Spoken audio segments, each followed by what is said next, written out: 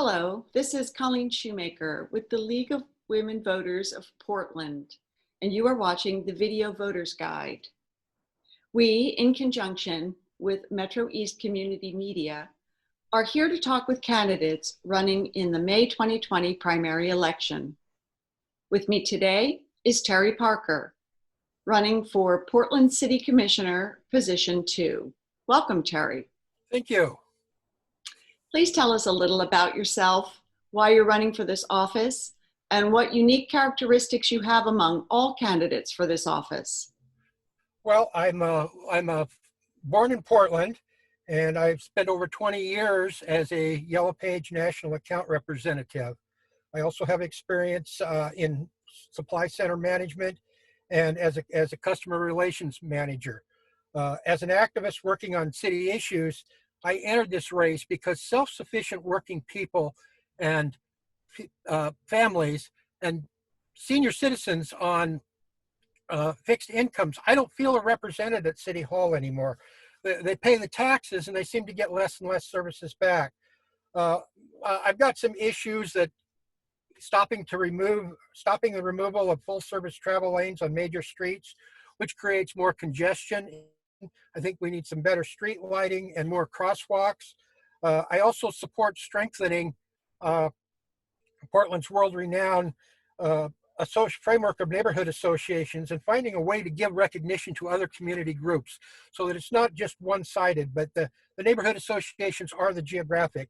And I oppose adding density in the single-family neighborhoods. It takes away the green, it demolishes the most affordable homes, and it removes a lot of trees. Okay, the COVID-19 pandemic and the resulting devastation of small business, city employee layoffs, and housing development will be with us for some time. How would you seek to address the fallout, including the reduction in city revenue? Well, I'll use PBOT as an example because I'm kind of a transportation advocate. And the rhetoric has always been for people to get out of their cars. Now we have people out of their cars, and we're going to have a $7 million a month shortfall. And PBOT keeps building bicycle lanes like a Cadillac system of privileged bicycle infrastructure for just 8% of the population. I think to create equity, we should all be in this together with the users of all modes paying their share for infrastructure. And as for some of the protections the city is offering, such as protecting renters from evictions, I'm concerned about the small landlords that maybe have just a few units that aren't going to have, that they can't collect rent. Are they going to be out for financial devastation? So I'm really concerned about them. If we maintain our current government structure, what city bureau would you want to oversee and why? I'd like to oversee PBOT. And you're smiling, I can tell. Because the people that drive and pay the lion's share of the roads are no longer listened to or represented at City Hall. The system is biased and broken. Public engagement must include motor-specific representation on all PBOT advisory committees with seats at the table proportionally based on the mode split. Getting the most bang for your buck is making entire streets flow better for cars and trucks, which in turn will make transit flow better. How would you address the public's significant concerns about police and community relations, the use of deadly force, and officer accountability? Well, quite honestly, this is not an issue that I've followed that closely. However, I do think the police themselves deserve more respect. It's a hard job and a hard job to do. And with protests and counter-protests, the job is getting harder. And the question itself is not reflective of all officers. For those it may be reflective of, that's why we have grand juries and a criminal justice system. The same is true for the members of the community that create crimes. Yet some in the community criticize the police who commit similar crimes.